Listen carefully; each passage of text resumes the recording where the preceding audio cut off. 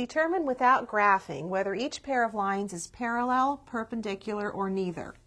The lines we're looking at are 4y plus 2 equals 3x and negative 3x plus 4y equals negative 12. Whether lines are parallel or perpendicular depends on their slope. So the first thing we need to do in problems like this is find the slope of each line. Let's start with the first line. We have 4y plus 2 equals 3x. We need to solve for y. We have 4y equals 3x minus 2. That's subtracting 2 from both sides. And multiplying each term by 1/4, we have y equals 3/4 x minus 2/4.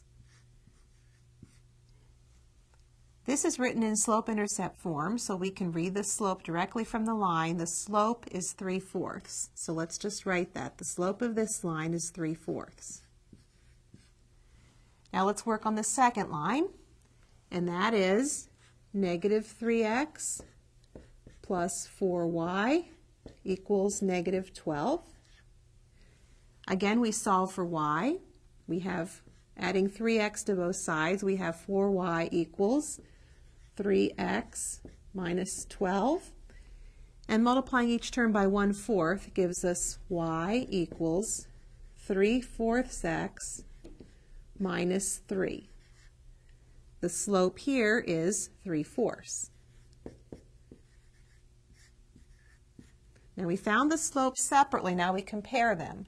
Since 3/4 equals 3/4, the slopes are equal. And since the slopes are equal, the lines are parallel. So we can state that the graphs of those two equations are parallel.